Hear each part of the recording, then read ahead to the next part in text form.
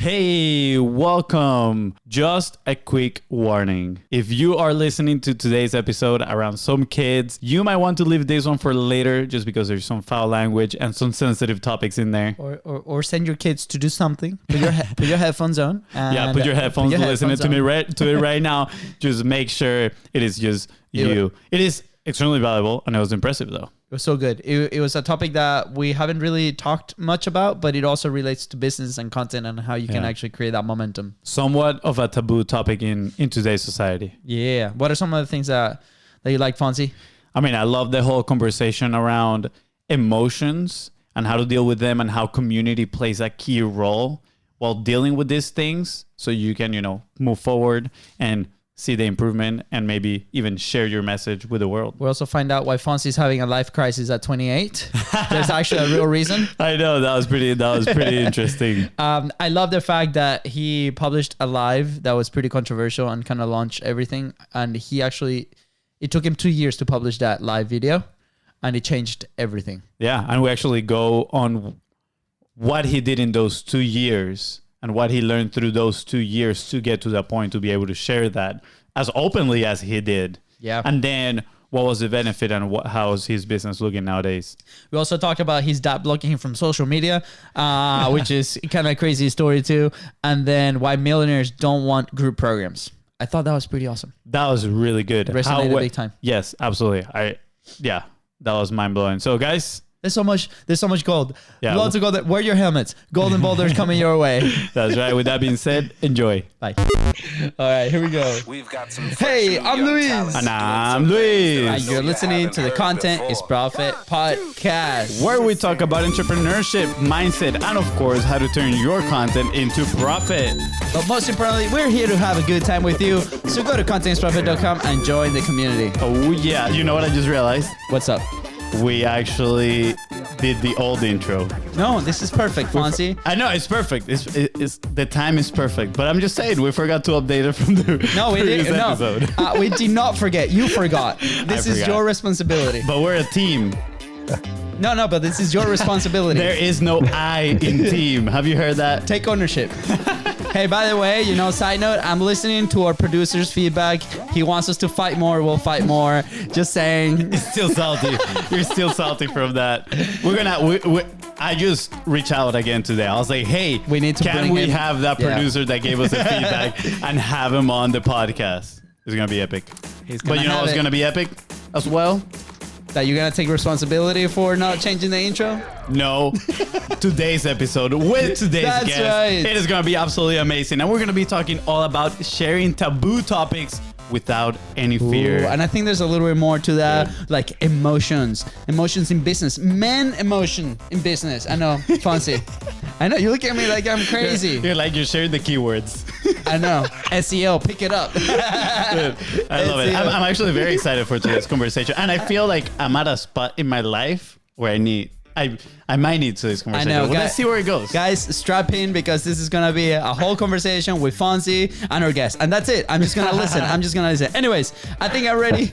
So we are back with another epic guest. He was introduced to us by a good friend of Content is Profit. Whoa, well, hold on. He was introduced to us by a good friend from the Content is Profit Hall of Fame, George Bryant. That is right. While I read the next paragraph, make sure you take a few quick breaths, Yeah, took my Red Bull. We're good to go. Get in the zone, guys. Let me tell you, today's guest is one that knows how to fight his inner demons and defeat shame and fear when it comes to sharing a powerful yet personal message. Look, you might think today's guest looked just like Thor, but he ain't the God of Thunder. He's actually known as the Shameless Sex God, and he's on a mission to empower men with their masculinity, relationships, and sexuality. All kind of taboo topics in today's society. Please welcome the one and only Tyran Mowbray. What is up? How you doing, Tyran? I've been on a few podcasts, guys, and that has to be one of the most colorful introductions I've ever received. So thank you so much. That's so good. Appreciate you, my man. Let's go. You might not be Thor, but bro, your voice is just like Thor. Yeah, you speak just like the God of Thunder, man. The God of Thunder. Yes, yes. And if I let the hair down, it kind of looks the same as well. So. Yeah. You know, I was going off of the videos and pictures I saw of you when I wrote that. I was like, he definitely looks like Thor. Tyran, I remember when George introduced us and we jumped on like a quick call just to like meet each other, see if like this was gonna be a good fit for the show. And I think you have been probably the most like diverse or topic, like outlier topic initially, like on the surface that we considered to talk about this on the show. But just before we jumped on, we were talking about like, hey, how can all of this actually affect men in business, right? And I'm super interested, right, like on how to do this. But how, like, you've turned this topic that can be like very taboo and very intimidating for a lot of people into an asset, and you've been able to help so many. Do you want to describe to us a little bit on like how you got there? Sure. Before that, there was one thing that came up. FONZI, there may be no I in team, but there are 5 I's in individual brilliance. So take note of that. I love it. Let's go. Which, by the way, which he lacked today because he did not update the intro, Tyran. Come on. Hey, Come on. All I'm saying is when you point one finger to somebody, you're pointing the rest of the fingers back at you. Let's go. Tyran, you got this, my friend. Hashtag pick a bro, So, guys. yeah, I'm 35. I'm from Australia. I'm a men's health and sexuality coach, and I had a breakdown at 27. Ultimately, you know, I had a girlfriend that left me at 26. I didn't take responsibility for the reasons for that, and I kind of ran away. And then I got heavy into the gym and heavy into working in the mines and drinking and partying and trying to suppress all of this shame, guilt, and fear that had come up for me around why she had left the relationship. And ultimately, I was in Thailand, and I ended up having this massive breakdown. I went there for a 4-week holiday to get away from life and, you know, go do Muay Thai and train and scuba dive and do all these things that would nourish me. And some friends were getting married, and I went there, and I ended up getting fucked up for 3 weeks. I jumped off a speedboat at 80 k's an hour, driving in between islands. I didn't hire a hotel room for 2.5 weeks. Just slept wherever I felt. Went to the full moon party. Nearly got locked up in a Thai prison, just went all out. And on my last day, I cracked, and I was like, I just realized I hated the man that was showing up. And then that sent me on a bit of a whirlwind adventure across the world, walking across countries, living in Iceland in the middle of winter, Buddhist monasteries, yoga teacher trainings, like the mystery schools, Tantra, the whole thing. And, you know, some of the biggest issues that I faced as a man in that journey was like trying to figure out who I am authentically, and how do I want to express myself. And a large portion of that was things that I was told as a young man growing up that I'm not allowed to do or be. And that was to be hypersexual and to be sexually expressive, because as a man, it's dangerous and it's predatory and it's blah, blah, blah, blah, and it's whatever. And also to be emotional, you know, to be soft, to be sensitive, to be scared, to be insecure, to be all these types of things. And so, you know, I internalized that for a long time. And even on my journey of discovery, I still internalized, like I wouldn't talk to anyone about it. I was just processing all this stuff, reading books, having experiences. And then I, you know, eventually started to get stronger in that area. And then the moment I started talking about it on social media, it just went bonkers. Like my first Facebook Live I ever did had 3,500 views, which was me talking about porn addiction and how that's linked to erectile dysfunction. And it just blew up. And then the more I talked about it, the more men reached out, the more men that reached out, the more I realized that this was not just an individual problem. This is like a systemic problem. And it just kind of grew from there, you know, and I kept that, just gave me more motivation to keep exploring those realms, and then from my exploration and from my learnings, create systems and maps and models that helps men specifically deal with all the shit that goes on inside that they never actually fucking let out. And then ultimately that led to like, okay, I've worked with a couple of thousand men now. Who are the men that have gained the most, make the biggest impact after working with me, and have the least amount of resistance to, one, pain, because, you know, money is a thing for all people, but two, like actually doing the work, you know. And I think they're linked. You know, people that tend to pay tend to do the work as well, because they are aware that they need to take action in their lives. And it came back to business owners and entrepreneurs. So yeah, that's kind of where I'm at now. That's the very condensed version of it. I love it. I love it.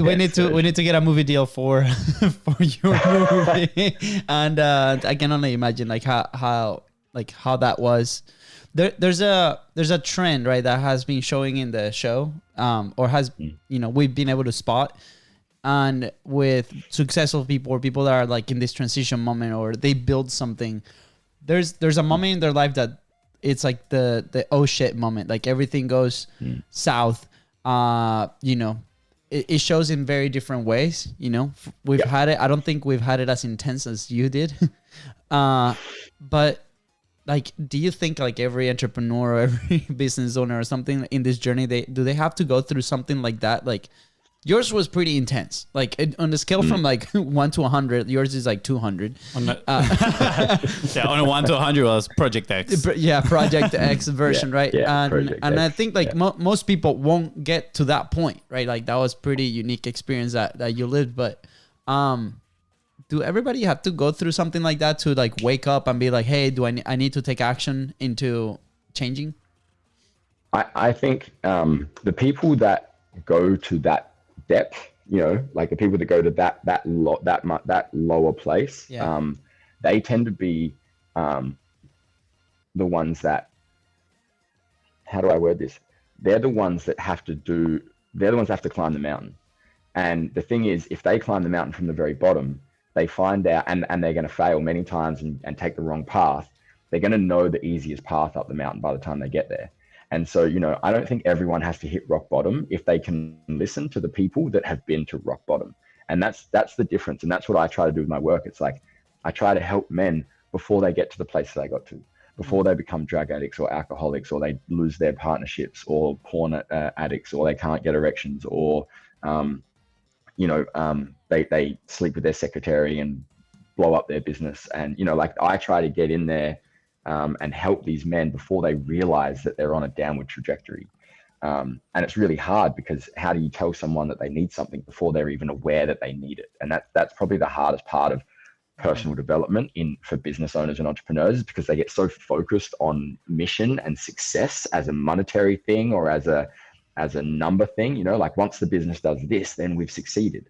But actually, if they're not processing emotions or bringing emotions into business, because guess what? Happiness is an emotion. So if you're suppressing all the negative emotions in your business, you're also suppressing the positive ones. Like, you're not being able to feel the full depth of them. So if you're suppressing or ignoring emotions, you're never going to feel fulfilled in your achievements, because you're attached to the goal rather than the process. So no, I don't think everyone has to hit rock bottom. Everyone has to go through an experience that makes them trigger awareness. But that experience could be a multitude of different things. Yeah, absolutely. I mean, I think I'm going to take this into content a little bit. I think that's a big power of content, right? Like, how many times have you maybe just picked up a book that looks kind of interesting, and then once you start reading it, it brings so much awareness to a topic that maybe you didn't realize you had an issue with or a challenge, and then you start diving deeper into that. And I don't remember who was the one that said it, but pretty much awareness is just the beginning of the journey, right? Like, now you need to make the choices, the conscious choices to like move on. I have a few questions from previously in your story. I'm just so curious. You say you went to like a Buddha monastery and like all these places. I'm honestly very curious in learning some of the lessons that you took from there, right? Like, what did you learn from that time in your life that helped you make that first live? Because I can't even imagine how scary that was to press live and start talking about, porn addiction, like all these things. Like, that must have been honestly mind blowing. So what are some of these lessons that you learned in this journey through, these spiritual masters, right?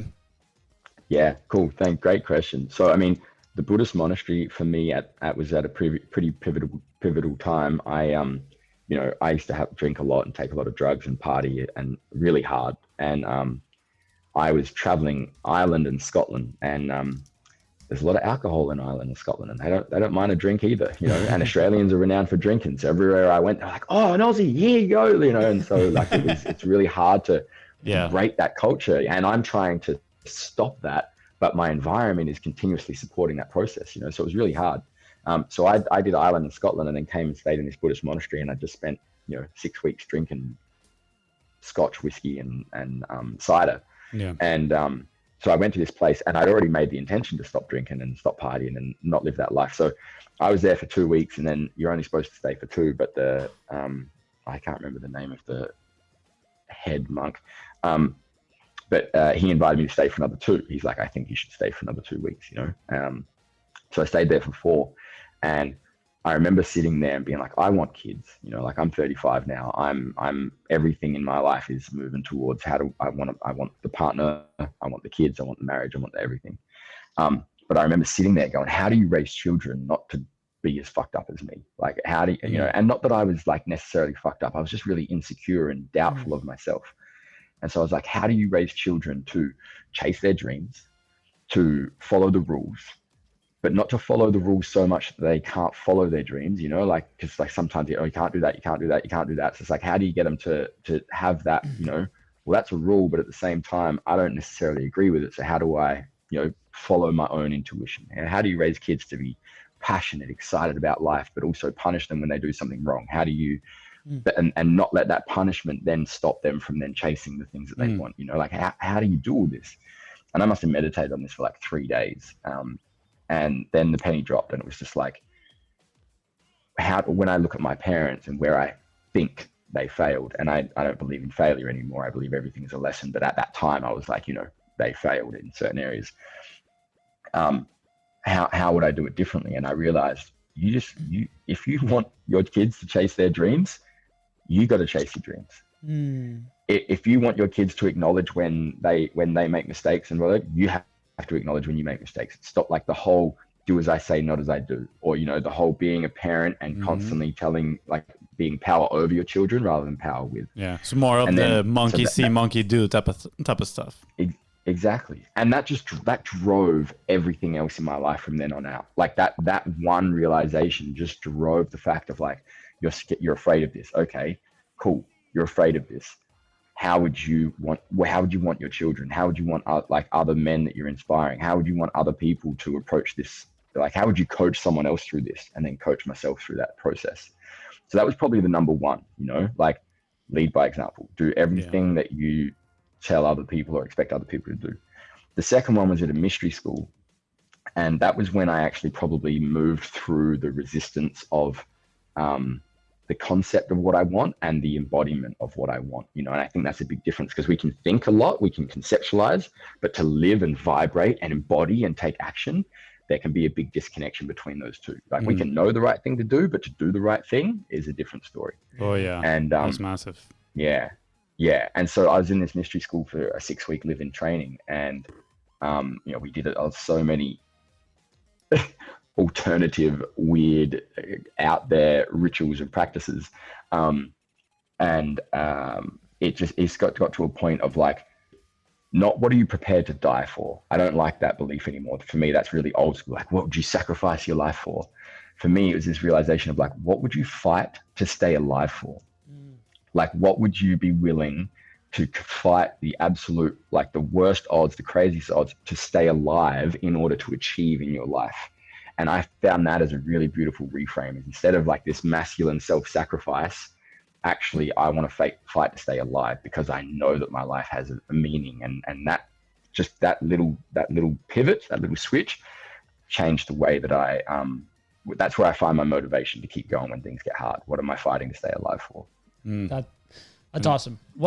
So we've heard in the past, right? Like, you have to maybe link experiences to the lessons, right? Like you clearly have, and that's how they kind of stay, right? And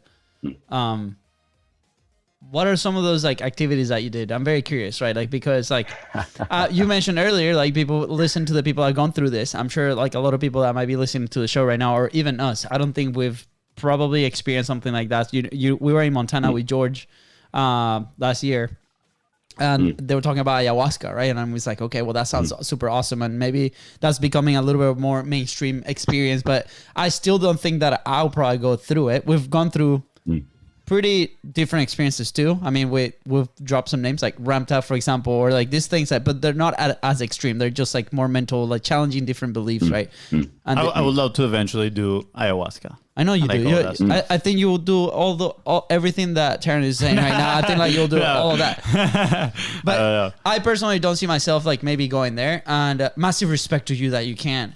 But like for example, I don't know. Maybe in a different point in my life, who knows? But I'm very curious. Like, what are some of those activities, right? Because maybe like me, there's some listeners that are like, okay, well that would be cool to listen. And what's the lesson there? I think like I want to really highlight that if you want your kids to chase their dreams, you have to go get yours. And this resonated so much because I have Luca, he's 3, and then Mateo was just born, he's 5 weeks old, right? And this is a question that comes to my head often, and I'm like, we grew up in a very different culture, right? We're Venezuelans, we're here in the United States, culture is very different. We were raised Catholic, then halfway through it kind of shifted and the beliefs changed a little bit. Not so much of an entrepreneurial household. Not so much of an entrepreneurial household. I think we're the first entrepreneurs in that sense, like in our own immediate family. So a lot has evolved. And same thing, I mean, don't get me talking about the education system, but like it concerns me so much, right? And I'm like, how do I navigate this? It's very scary. So that resonates a lot. And you know, you had to go through that experience to be able to do that. So I personally, so what dream are you gonna go chase, huh? Oh, bro, we are. I mean, this is part of our dream, right? Like we chased the soccer one, right? Yeah. Big time. Yeah. And maybe there's some more that we need to change. But I'm very Chase. But I'm very curious. Like, what are those some of those experiences that you lived that you said like these were so weird, right? Maybe most people are not gonna experience this. What are those? Like, what happened? Before you answer that question, real quick, sorry. You said at that moment in time, you were 35. How old are you right now? I'm 35 now. Oh, you're 35 now. I was about 30. I left for my 13 months overseas at 28. Okay. Came back from that, lived in Australia for a little while, then went to India for 5 months, became a yoga teacher, came back for a year, sold my house. Then I did all the shamanic, sexual, spiritual, mystery school trainings. Got it. So I was about 30. Okay, got it. Cool. I just wanted to have the timeline in my mind. All right, cool. Yeah. Yeah. So, well, astrologically, 28 is when your Saturn returns. So that's when Saturn goes back to the sky, the same place when you were born, which ultimately means that's when you're here to start living your soul's purpose. This is training from the mystery school. So this is some of the stuff we learned. And so a lot of people do have little breakdowns at 28, you know, like they've been in their job 7 years, they've left school, they're whatever. And I'm 29. I'm like, wait, you just solved the entire like question that we had over the last year. You just solved it 100%. Yeah. So 28 to 30, a lot of people have this like identity crisis. Like, fuck, what am I doing? Like, I don't enjoy my job. I don't, blah, blah, blah, whatever. So astrologically, on a soul development level, 28, when the soul lands and goes, cool, we're here to fucking work. What are we doing? And that's when people kind of freak out. And if people don't deal with that, then 56 is the next time Saturn returns, right? So how many 56-year-old dudes fuck their secretary, buy a sports car and dissolve their business, right? Midlife crisis. That's when their soul's trying to come through the second time. Or you can be General Sanders and create the next Kentucky Fried Chicken. Before you go to answer the experience question, like I'm with you. I'm with you on this because we've been in experiences in our life that like allow us to probably be very open about this. But I can see how maybe some people are I call it bullshit on this, and they're like, this is a whole juju, thing, right? So you seem to have your message very like you believe in your thing, right? And you're like 100%. This is what it is. Like I've gone through it. Like I believe it, right? 100%. It's like us with publishing, with like building the thing that we do, right? What do you say to those people maybe that are like, hey, that's all cool and stuff, but like what doesn't resonate? Do you have a message for them? Well, I mean, it's like any and all things, right? It's like people like you read a book, you and I could read the same book and take completely different lessons from it. It doesn't make the book less important to either one of us. It's just we view the world through our own individual lens from our experiences. Yeah. Now, And if you didn't have a breakdown at 28, maybe that means you're actually in alignment with everything that is supposed to happen for you and your own individual journey as a human. Yeah. So it's like, well, I didn't have a breakdown at 28. Well, maybe you didn't need to have one. You know, maybe you're in alignment with everything. So your world didn't blow up like other people's. Mine blew the fuck up. Mine blew like my star supernovaed into a black hole, and I had nowhere to go, and I was only one path left for me, and that was to surrender. Wow. Yeah. So, you know, that's what I would say. It's like you and I could read the same book and take completely different lessons from it. And that's my lesson from my book is this. Yeah, perfect. And like yours, there's gonna be so many people that align with that, right? Like, and I thank you for that answer, because you know, so many times, you know, when we talk on publishing, and this is like with the people that we help in our community, with the people that are in the service, right? They're out there putting their message out there, right? And sometimes that can be very difficult, right? And they're gonna be people that are gonna call bullshit on whatever you're saying, right? With us, it happens all the time. So it's like I think that's a very important lesson, to be very aware of that and be okay that that's gonna happen, right? And it's like, okay, well, maybe this is not for you. Maybe this is for the next person that comes down the line. Yeah. I was at a girl's house last night, or girlfriend's house, like another sexuality facilitator. We're talking about doing some work together. There's 3 women. They're talking about astrology flat out. I hate astrology, even though I just said when you're 28, Saturn returns. Like, I know a lot about it. I know about development of the soul, but astrologically, like talking about I'm a Libra and my Aquarius is in the North Node in the 12th house of fucking Sagittarius. That it doesn't interest me at all. Yeah. Even though a lot of what I know and talk about has that flavor into it. So, you know, we take what we like, we leave the rest. That's the way life is. Absolutely. Okay. But so some of the practices. Yeah. Can we go back to the experience? I'm very curious. Like you can say like the top 2. All right. So, well, that's really hard. I just wrote a list out of 150 practices that I do, that I can do and have done in my life in order to regulate certain aspects. Yeah. Forget about the top 2. I'll tell you the two craziest most out there fucking things that I've ever done. So one of them was, I remember I was sitting on my knees and I had a moment and I sat there. I was like, Tyran, what the fuck are you doing? I looked around the room.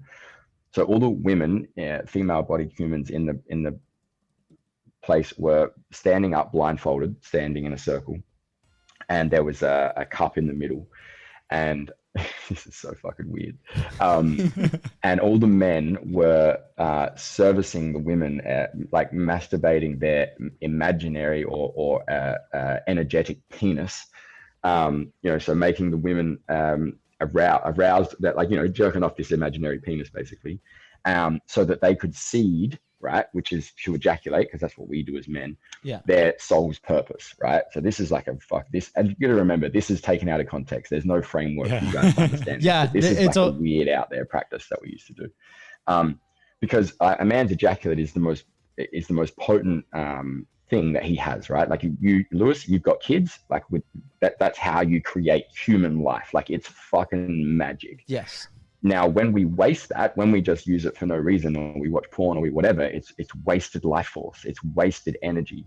And so the intention behind it is like to come with purpose, to come with intention. If you're not creating human life with it, what are you creating? What are you, you know, seeding the world with? And we call it seed, like it's literally called seed. So obviously women don't have a real penis, you know, and so part of the intention in the practice was to, you know, they step into their masculine energy, they cultivate their erection, and then, you know, they energetically seed their soul purpose into the world. So that was like a really weird out there practice. I'll tell you a little bit more of a practical one that we do. And that was to like break down our identity, like, and this is how to meet people on it's called transpersonal, which you could say soul level instead of a personal level, right? Like, I meet you, I look at your face, we shake hands. Energetically, I'm summing you up. I'm right. All right. He's about this tall. He's that size. You know, blah blah blah. Like we compare ourselves to other people when we see them with our eyes. So one of the practices we would do is we would blindfold everyone in the room. Everyone would walk around, bump into each other, whatever, and then we'd get down on the floor, and then you'd just go exploring, and you'd be like, cool. Now I don't know where anyone is. I don't know where anyone, like, what they look like.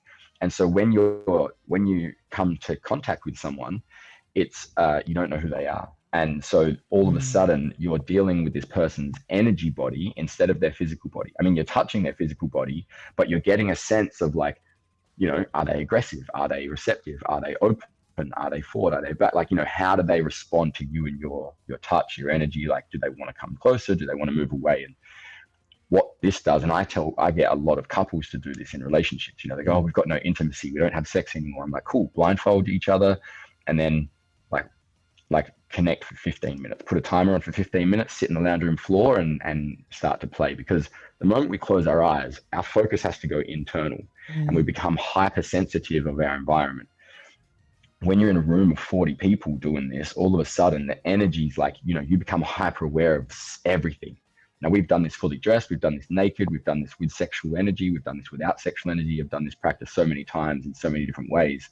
And you notice what happens to yourself. It's like when sexual energy is present, do you go, no, I don't want this. I don't know who this is. I don't, or do you go, no, I trust myself. I surrender. How do you respond? And it freaks you out. It breaks down your perception of reality and your identity and how you show up and how you engage with people. And so like there are 2 practices out of that's hundreds. That's so amazing. Dude, yeah, just gonna throw this out there. You should do, and you might already be doing this, but you should do a series where you just break down these experiences individually, right? Like each day, you just break down a whole experience. Adding context to it too, so people don't think like, what the heck is going on in here?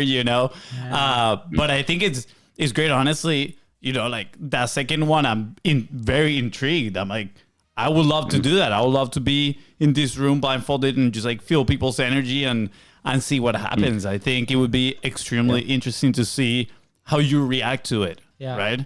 I watched a video the other day about this restaurant that is pitch black, and you come in and you can't see anything, and you have this whole experience of eating your meal with that, like pitch black. So.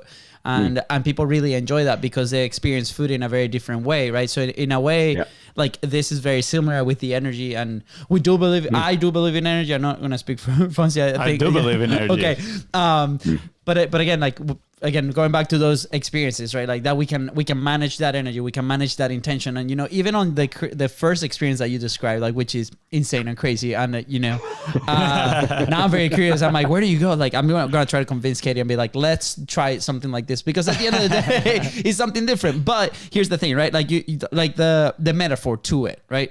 Whatever like the situation is, or like the things that you're doing in there, you're creating like this prime experience to set an intention at the end of the day, right? Like it's like, what is the intention? Is how are you tackling life? How are you tackling these things, right? So then how do we, let's say that's probably like in the level of extreme from like 0 to 10, that's like 12, right? So let's say for day to day, right? Like how can we set the intention for our day to day in business, or how do we set the intentions day to day when we're about to produce an episode of a podcast, right? For a lot of people, we should do a blindfolded podcast one day. Blindfolded podcast. See what happens. But to be honest, I mean that's a challenge for a lot of people, right? In our world, like I just had a call on Friday with this lady that she's in the CBD world, right? And she's super excited. And she's talking about CBD for the longest time and educate, and she has a really successful business.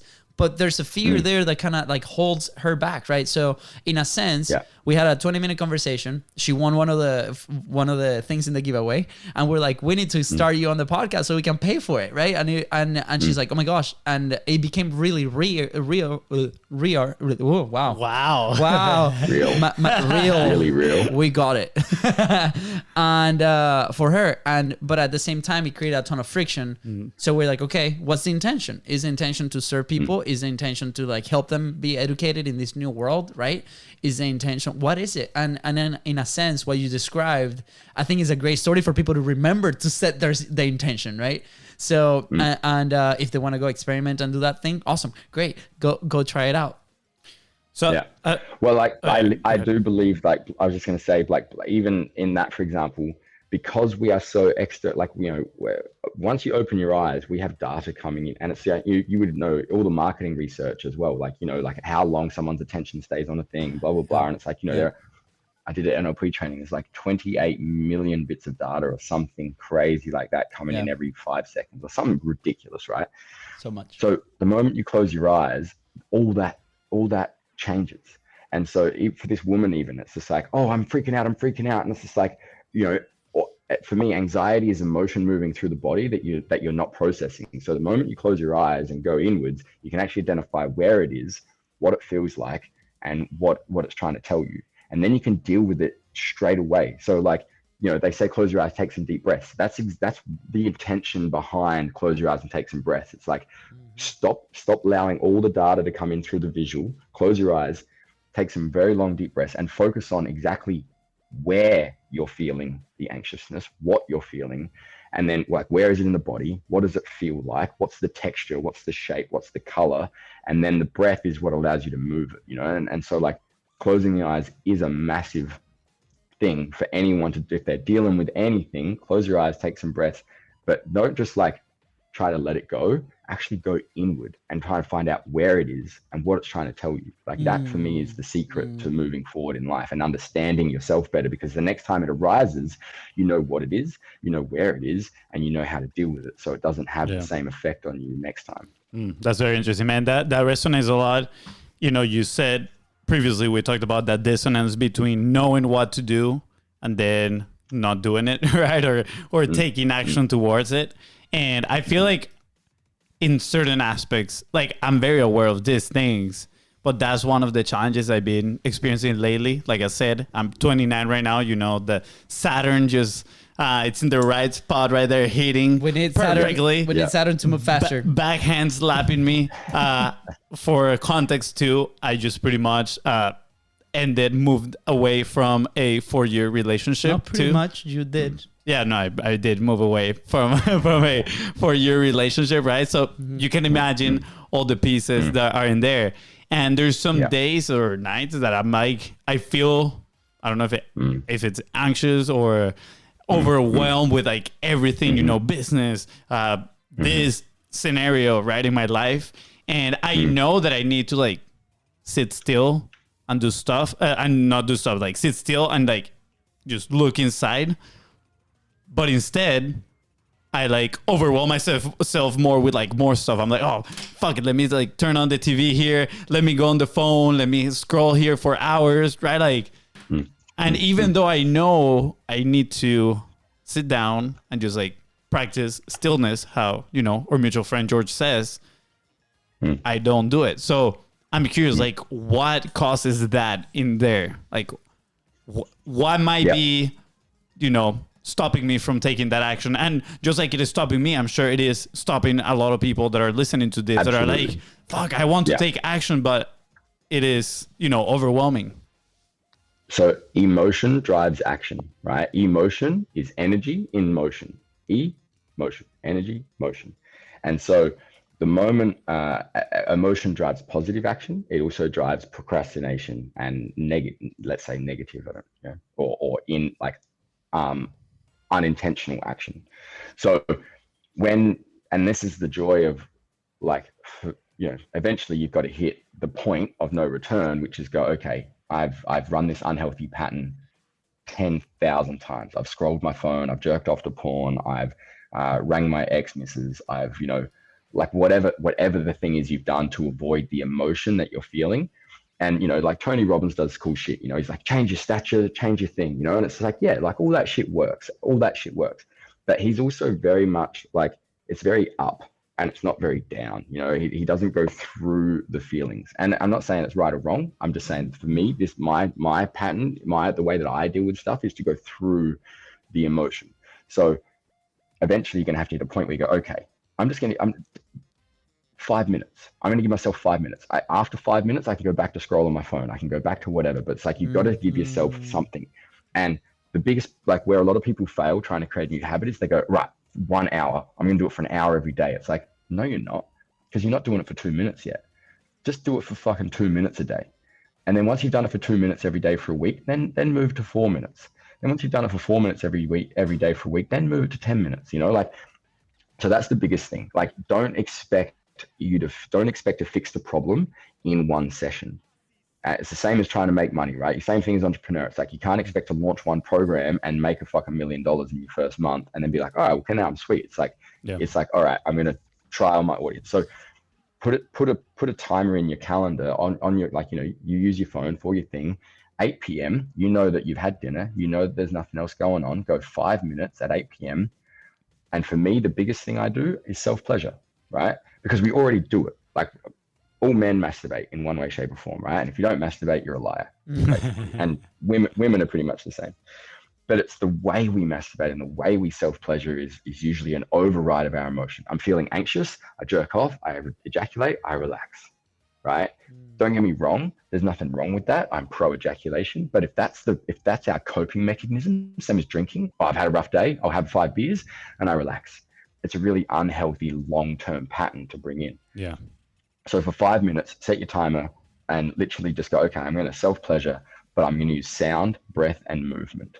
Because sound, breath, and movement move energy. And if emotion is energy in motion, then we're trying to move that energy through the body. And you don't have to identify it straight away. It's like, I'm just going to commit to the practice. It's like I'm going to commit to posting on social media every day and then see what happens in a year.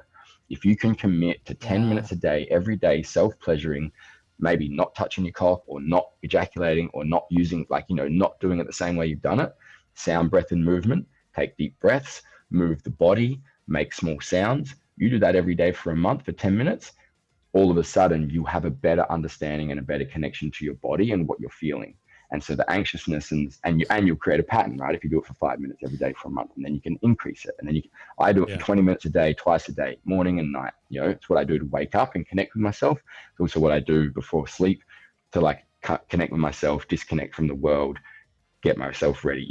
It doesn't always have to be this hypersexual, I'm aroused, like self-pleasure. It's not masturbation. It's not about jerking off. It's about pleasuring yourself and connecting to your body. Yeah. And then when you start to make that a priority, all of a sudden, everything else in your life tends to kind of drop in because you're actually really deeply connected to who you are, what you like, and the movement of energy through your body. Yeah. So that's the practice I would recommend to any and all. And it's the first practice I recommend to everyone. Yeah, that's pretty good. Yeah, I'm definitely going to try the 5 minutes. Just try that. I'll let you know. I'll hit you up on Instagram. I'll be like, bro, this was epic. I'm renewed. You'll be like, what's the next step? What's the next step? What's the next step? And you're going to be like, send me the link. 6 minutes. 6 minutes, yeah. I think this is so powerful, right? Because it goes back to people trying to do their morning routines, and then you have this morning routine that's 70 steps, right? And then you don't do it the first day, and then you don't do it ever again. And I personally have been working through some of that also, right? What is my morning routine? What is it? And lately I've been struggling with working out, my physical health. It's one of the things that I'm actively starting to change, and it's that. And we talked about this in not the physical health, but on the business too. Remember, a few months ago, we were actually struggling. We were in this cycle, and we were trying to get out of that negative cycle.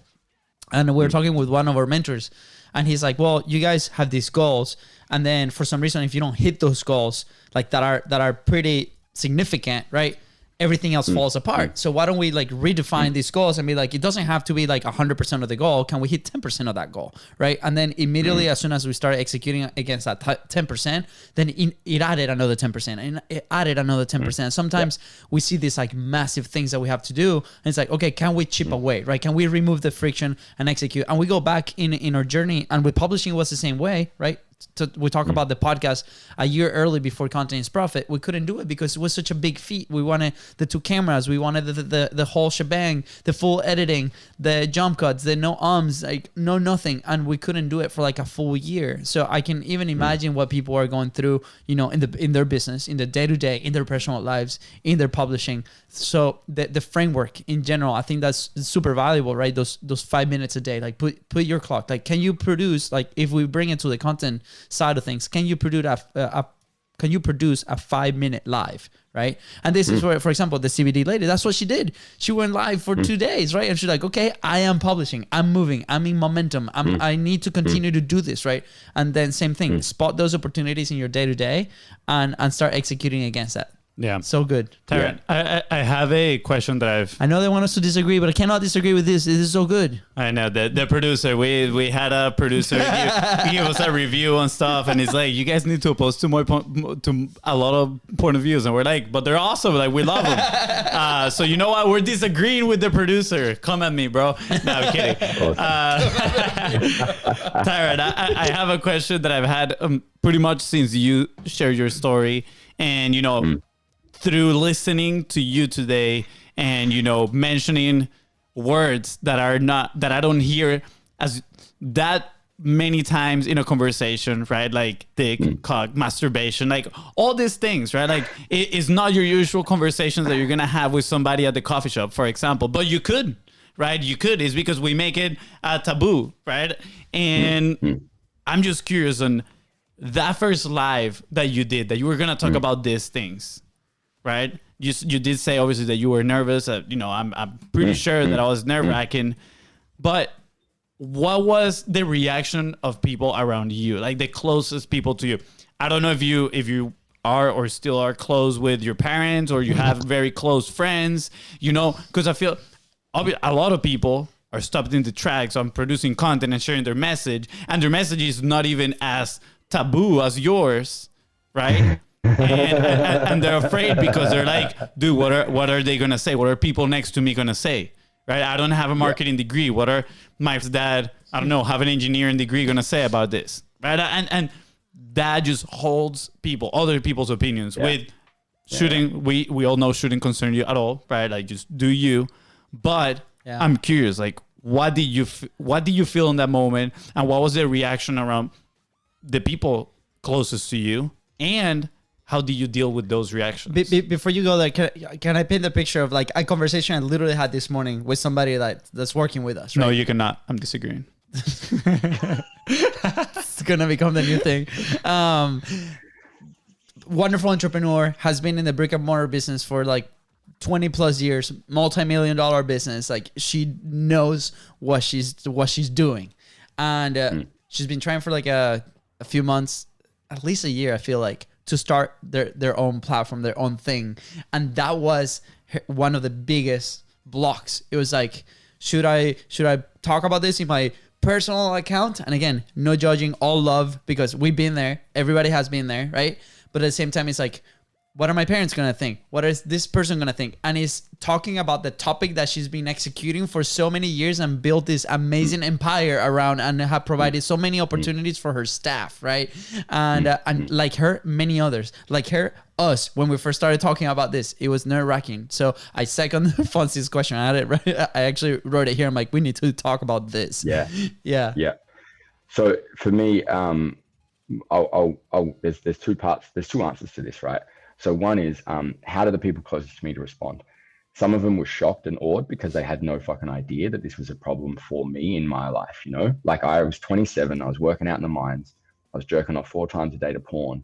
And then I just, for one time, I was like, what would happen if I didn't use porn, you know? And I tried to masturbate without it, and I couldn't get an erection at 27 years old. And that's when I was like, this is a fucking issue. I'm 27 years old. Like this is not normal. Unfortunately, it is normal, but it's not natural. Like it's not natural to be 27 and not be able to get an erection without visual stimulation. And so, you know, that was a moment before that I then went on that journey to seek answers. That was a big moment of like, okay, Tyran, you're heading down a fucking bad path at 27 if this is an issue now. And then, you know, eventually I got to a place where I just bit the bullet and did the live. That was a couple of years later, once I'd done the trainings and the teachings and the self-discovery and the whatever. But yeah, a lot of people were shocked and awed at one, how well I articulated the problem and how in depth the video was, because it wasn't just like, I have a porn problem and I can't get erections. It was like, no, I'd gone and done the research and I'd gone and done the practices and I'd overcome the problem. So one, it was way easier because I'd gone through the problem and I'd resolved it, right? And that's like, for anyone that has any fear around that stuff, obviously it's like, if you know you have the answer to the problem, or you know that you have at least a really powerful perspective of the problem and how a way to overcome it is, then you're going to help someone. And it doesn't matter that, it doesn't matter from then on. Like, if you know you can help someone, I think it's your responsibility as a human on the planet to then send that message or to share that message, whatever that is. That's the way I view it now. But on the other side, like, me and my dad, for example, he's a English soccer hooligan that grew up in Australia, very, very, likes to drink, likes to fight, doesn't really talk about emotions too much. And he found it really hard when I started talking about sexuality and masculinity and emotions. And, I've done some super controversial posts. Like, I spoke about the hypocrisy of sexuality, how, most men would not kiss a woman after she's given him a blowjob, yet we love it when a woman kisses us after we go down on her, right? Like, because it's this whole gay thing and blah, blah, blah, and whatever. And so like, I wrote posts like about that type of stuff, and it went bananas on the internet because it was, controversial. Yeah, but my dad would ring me and be like, I'm blocking you on social media. Like, because we used to work together in the mines, and all the guys out in the mines would read it. And then they'd be like, Tony, what's going on with your son?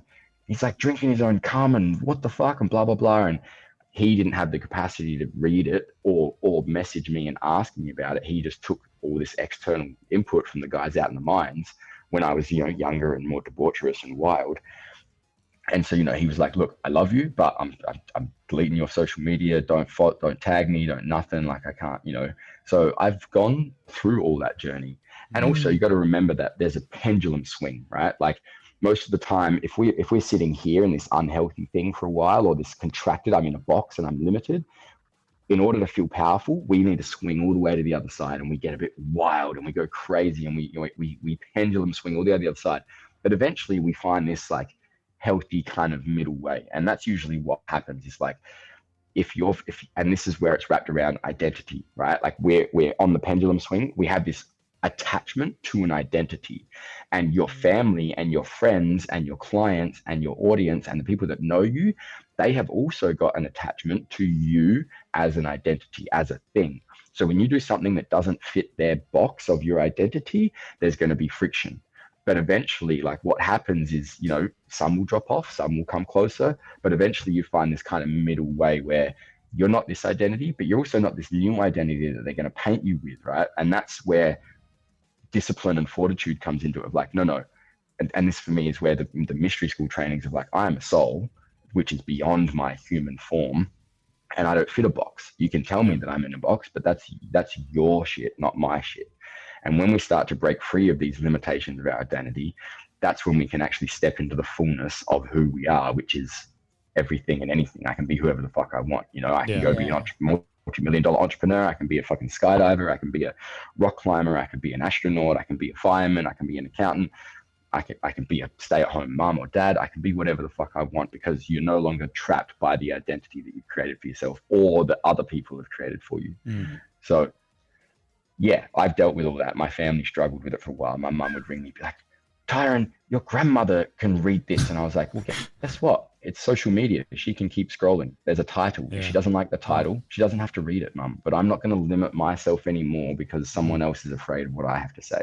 And luckily my family, me and my dad have the best relationship we've ever had now. Like, we hang out all the time, and me and mum, she's here right now, just come up to visit.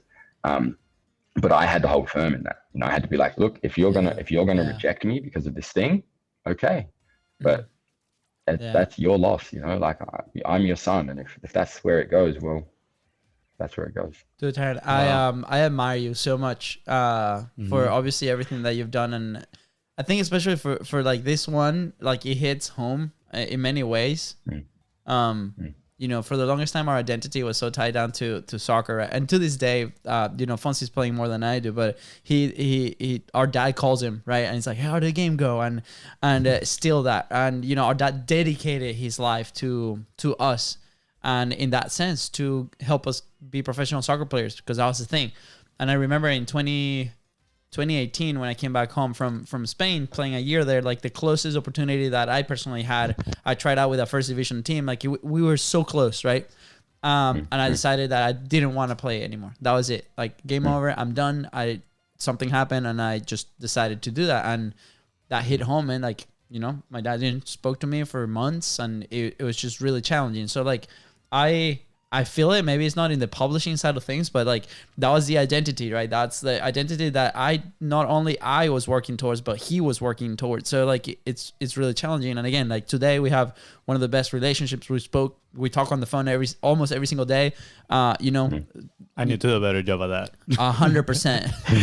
He's like, I'm like every 2 weeks I call him. He's like, where's FONZI, dude? And I'm like, I don't know, call him. And then but again, like maybe you have to tell him that you don't want to play soccer anymore. You know? I do want to play steel soccer. So no, but you know, I can only imagine, right? Like it is a hard thing to go through that, right? And you have to be like really sure of the things that you really want, and you have to understand that it's okay to feel that way, and that's gonna happen, right? But maybe a lot of people are blocked by the idea that that's gonna happen, and maybe they're not.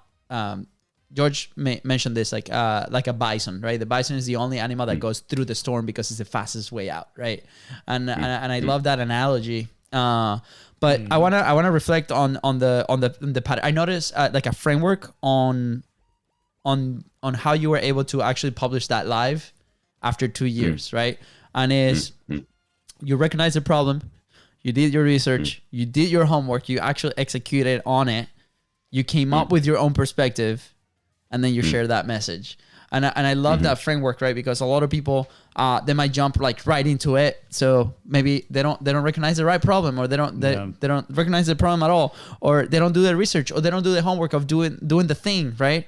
And then they don't come up with their own perspective. That's usually the one. Like for us, like this show has provided a platform for us to develop our own thing, and you know sometimes questions arise, right, in the service that we're doing. Like this comes often, like are we creating the right content, are we creating the right thing for our clients, and you know, sometimes we disagree, sometimes we agree, but I'm like, dude, I'm sure of what we do is the thing that like it works for us, it works for everybody, and I think we have to be sure, and you show that in that live, in your topic, in your thing, and I love it, and I hope this is a super awesome example for a lot of people to grab onto and continue to go execute. Yeah, two things. Well, three things. Super random. The first one is super random, but like, dude, do you notice this weird tan I got going on in my arm right here? Look at that. Second, have you read The Truth by Neil Strauss by any chance? No? Dude, your story in a way reminds me so much of that book. Long story short, the author, Neil Strauss, is kind of like a memoir. He ends a relationship because he's in search of kind of like understanding what he wants to do sexually and in a relationship. And he goes and he tries all these things. And then he manages to get to a conclusion. And the end of the book is him getting married and all that stuff. But it's a great book with lots of lessons. And your life, in a way, what you wrote it down. Yeah, what you shared today kind of like remind me a little bit of that. And then the third one is, through all this process where you were doing, you know, researching, fighting your inner demons and all these things, like how valuable or important was community for you, right? Or was there any community at all? Because I feel like a lot of people they're so ashamed of certain things that they try to tackle them by themselves, right? They're like, I cannot share any of this until I solved it, right? Until it's not as a wound anymore. I can only share once it's a scar. So how important was community for you throughout this whole process? That's a massive problem that men face as well. Just to continue on from that, like I get, you know, I've worked with a lot of men, and funny enough, it's the ones, the more successful, the more money, the more achievements that a man has made in his life, the more individual he feels, right? Because obviously he has reached certain levels that other people haven't met. And so I find, like, I've worked with a lot of multimillionaire entrepreneurs, they refuse to do group programs, right? Or they like, no, just one-on-one. They don't want to do a group program because they don't feel like they can ever be met, because they think they are the only ones, because they're successful in all these other areas. The fact that they feel unsuccessful in this other area, whether it's sexuality or relationships or even just fulfillment, when I say refuse, I'm sure if I held firm, I could. I do have this vision called Men's Work for Millionaires, and it is literally that. It's like a men's group for people doing 8 figures plus, and it's a unique group, and we only whatever. So that's coming up. But yeah, like it's the more successful men get, the more individual they feel, and the less likely they are to try to find groups of other men to deal with this type of stuff, like alternative or shameful things that break their identity. Whereas, you know, the man that and all men internalize, and all men want to be their lone wolf and don't feel like opening up. But I have found that the more successful ones hold on to the individual thing a lot more than I don't want to say less successful, but like your typical man who's a dad and a father and a husband and a blah blah blah. Yeah. That being said, I did the same thing, right? Like when I realized that sexuality was an issue and I was, you know, there was problems there, I refused to talk to anyone about it, and I went celibate for a while, and I read a bunch of tantra books, and I talked about all my emotional problems, but I wouldn't talk about my sexual problems. I talked about being insecure as a man and having feelings and not expressing them, but I didn't talk about I watch porn 4 times a day and can't get an erection without a woman or pornography or whatever. And it wasn't until I went on a sexuality retreat. Like, you know, I would talk to it one-on-one with a few people here and there, and then I got recommended this retreat. And so I went along to that, and I came out of the other side of that with 7 days. And I was like, you know, the fact that there was men and women in this space talking about sex, allowing permission for you, if you were attracted to someone, they had a framework of a conversation that you could use to approach them. And it was just like a permission field. It's like a week-long experiment. Yeah, they gave you all these tools and practices to use during the day. And then at nighttime, they'd open up the space and go, cool, go and practice what you've learned. And, you know, trust that they will say no if they're a no, and they will say yes if they're a yes. And so, you know, it was this place to practice everything that you'd learned about relationships, communication, energy, sexuality, blah, blah, blah. And I came out of that week like the most empowered I'd ever been. You know, it was $2.5 grand, and I got to day 3 and I was like, fuck, I would have paid 10 grand for this. You know, it's like the training that we should have had when we were 14. And it's not just about sex. Yeah. It's not about learning how to communicate and interact and engage and trust and but it's inclusive of sexuality. And so after that, I come back to my normal life and realizing no one else in my normal life had any of this stuff. I then felt more alone than I did before. So that's when I started to chase more community experiences. That's when I did more of those retreats. I ended up finding lots of people who have done those types of trainings, and, you know, we lived in our own little community. And then I went to the mystery school. And so then I kind of negated my old community for a little while, and then went and lived in these new communities for a couple of years and traveled the world and did more retreats and seminars and workshops and living experiences. You know, I went polyamorous for a little while, and we lived on the land, and, you know, I went all in. And then also what I realized was like, oh, this community is no different than my other community. They just have different beliefs and different values in different areas. They've actually got the same trauma, or they've got their own trauma in different areas. And so what I started to realize is that every community, doesn't matter where you're in, that it's not going to be perfect. You know, it's never going to be perfect. Same as your relationship with your partner. It's never going to be perfect, but it's how you show up every day in those places. And so, but my evolution evolved so much quicker when I started to surround myself around other people that were journeying the same thing, because we could then support. And so, you know, now I do business masterminds, and I pay for group mentorships, because I know being in a group of 100 people, all dedicated to business, all dedicated to marketing, all dedicated to whatever, if I've got a question, I no longer have any fear that I'm the only one in the world that has that question. I've done it enough times to know that everyone has a version of the same question. And me asking that, excuse me, I'm a slow learner, explain that so that I can make sense. And 15 people private message me in the Zoom chat, so thank you so much. I didn't fucking get it either, you know? And it's like, cool. Yeah. So like having the courage to ask the question, you absolutely. know, community, it rapidly increases your evolution in every area of your life. But you may need multiple communities, because, you know, the community should be focused on something. So whether it's relationships, sexuality, they can be linked, whether it's business, whether it's breath work, whether it's whatever, you know, like you can find communities that support your individual desires, whether it's rock climbing, you know, like I want to get better at rock climbing, go join a fucking rock climbing gym, because guess what? Everyone there is going to support that process, you know? So yeah, community, massive point, but I had to overcome my insecurity around you know, showing up and being so vulnerable. awesome. Absolutely. So Man. awesome. Yeah, that's so important. I mean, we've noticed that definitely on the business side, right? Like for us, everything took off after we went to one of our first events. We invested into a mastermind. That is literally when everything took off for us, when, you know, trying to build a business. But do you remember the comment you told me after Steve Mastermind one of those days with 70 people? It was like probably like one of the most intimate groups at the time that we experienced. And do you remember what you told me walking out of the room? Not sure. So the church, the church comment. He walks out. He's like, man, this is our church. This is our religion. Because everybody was having the same problem. Like nobody would judge you for the questions that you were asking, right? Like I truly felt like that was one of the first places that we could be truly ourselves and just dive in. And it's so important that what you just described, it's so important for a lot of people. Yeah, community. Absolutely. Tyran, you're gonna have to share the sexual. I forgot community. That first one, the $2,500 that you want. Fonzie's like, I'm ready. Hey, sure, I can. I'm telling you, ISTA, the International School of Temple Arts, ISTA, International School of Temple Arts. They run 7-day retreats all over the world. There's a bunch in America. They're pretty good facilitators over there. We have them in Australia. They're in Europe, Thailand.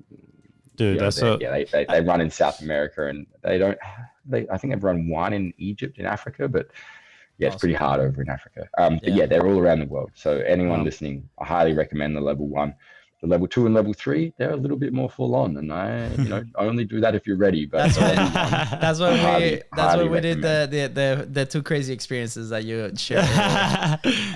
No, that's the mystery school, which is a whole nother experience. Yeah, dude, that is so interesting, and thank you for sharing, man. I think painting the value of community and how to go at it with other like-minded people. With you're not alone at the end of the day, right? But I think we decide because of maybe shame to go at it alone sometimes, and that just makes it so much more difficult.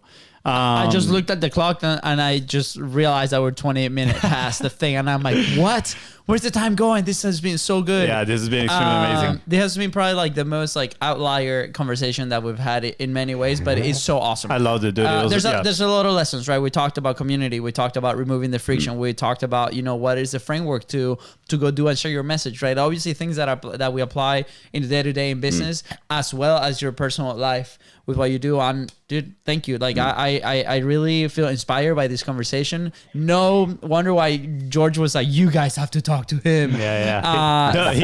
He always sends awesome people our way. Yeah. So we have 2 last questions to wrap up the show. One is, if for those that are experiencing that friction, right? Whether that's in business, in their personal life, in content, what's like an action point that they can do today to prime that, to get momentum back? For me, it's all about identity, right? Like I said, so it's like if you're unable to take action, it's because you have an identity block. You're trapped in this belief that you cannot or will not or whatever. There's a limitation. So I like to jump forward, say a year or 2 years, and go, who do I want to be in a year? Who do I want to be in 2 years? And like the moment I do that and I project myself forward and the image that I want to present to the world, or the image I want to present to myself or my family, I can usually take a pretty quick action step. Awesome. I love that one.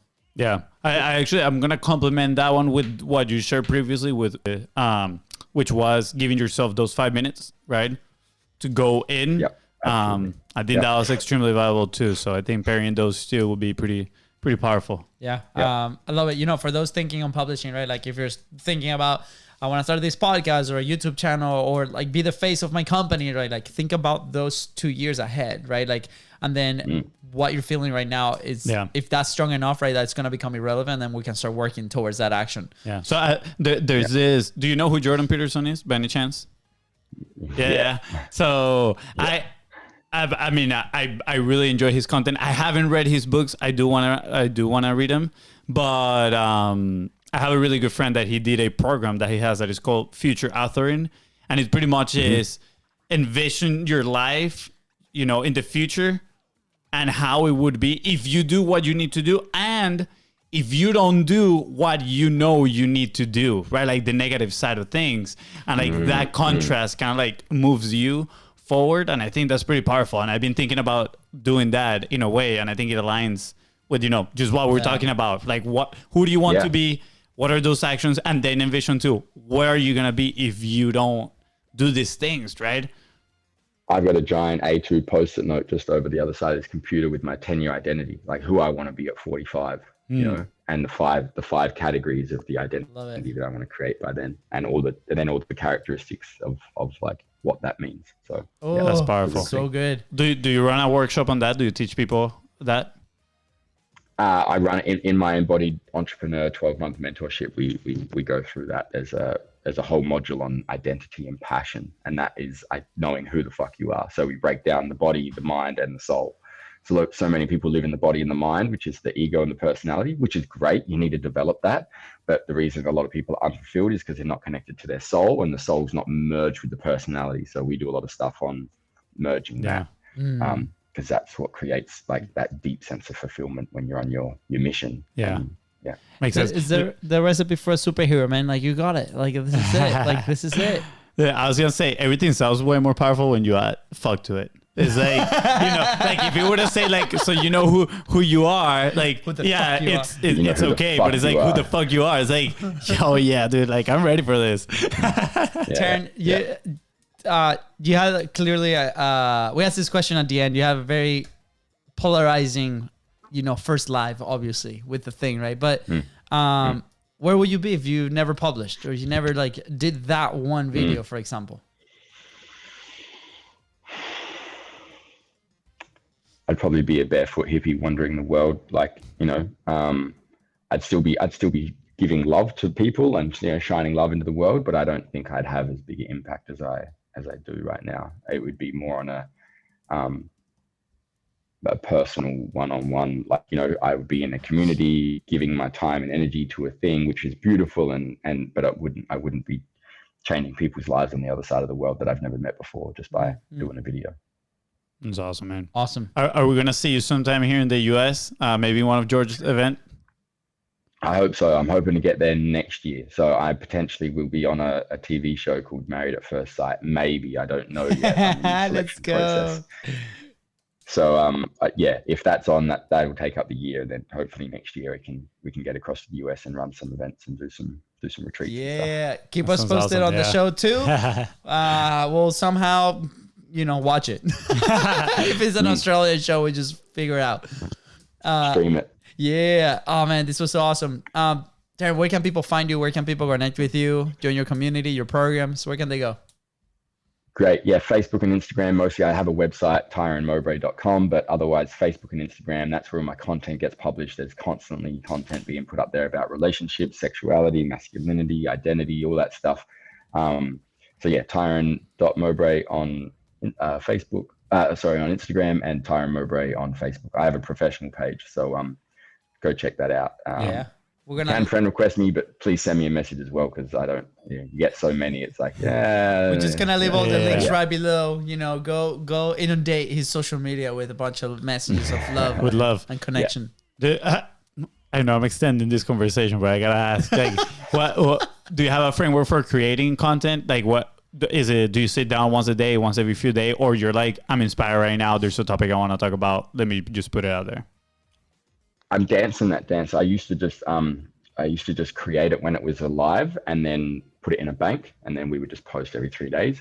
But now, as the business grows and as everything else grows, it's like I try to create some structure. So right now, with the new mentorship starting, we'll be promoting the content of the next module every month. So, you know, the first module is health. So we'll be talking about health for a month: physical health, mental health, emotional health. Then we talk about happiness, your emotional state. How do you fill your cup?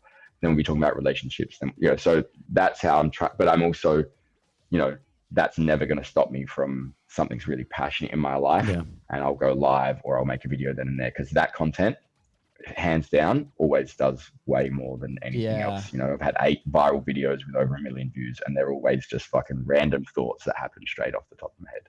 Wow. Powerful. Yeah, that's amazing. FONZI, you gotta get back on lives. I know, I do. Gotta get back on lives. I need to, I mean, not to downplay or anything, right? But like, I feel like you also have a topic that has a lot of potential to go viral, right? Has a lot of virality. The virality index is pretty high right there. When you do a video and the title is "How to Sexually Please Every Woman in the World," it's gonna get some clicks. Yeah, exactly. Probably like 100 of those are from this guy right here. Oh boy! Oh, man. Good thing Katie doesn't listen to this episode. I'm good. Tyran, this was absolutely amazing. Love the conversation. I'm sure we're gonna meet again another day, and hopefully we meet in person here in the US sometime. Yeah. Or here in Australia. Or in Australia, yeah. I know. True. Might have Since to. you've had so many Australian guests. I know. It's intense. It's weird. It's good. It's weird. Weird. It's a good weird. It's a good weird. Tara, anything else you want to add before we head out? No, I look, I know we touched on it before, but guys in general and women, like anyone that's in business, if you don't bring emotions into business, if you don't bring your emotions into the process of building your entrepreneur, business and everything, you're not going to feel content or happy, because guess what? Happiness is an emotion. So if you're constantly negating any emotion in business, you're not going to feel fulfilled, which means you're going to destroy the future of your life, because you're going to destroy everything in your life that does make you happy, because you're trying to negate the emotions. So, emotions go through, like, they teach you, they're teachers, they're telling you something. So pay attention. And when we're more fulfilled, like, the world changes, So, and entrepreneurs are changing the world every day. That's the thing. Like, they're the leaders. So be a good leader. That's awesome. Other than that, thanks guys. Absolute fucking pleasure. I really appreciate it. Thanks for the time, the effort, the energy. Yeah, you got a standing ovation. Standing right ovation here. from the studio. And with that, guys, thank you so much for tuning into the Contents Profit Podcast. Go ahead and follow the show in your favorite platforms and on social media at BIZBROS. Go. That is right. And if Tyran here help you move one step closer towards your goal, please don't forget to share this episode with 3 friends and leave a 5-star review. See ya. Bye, guys.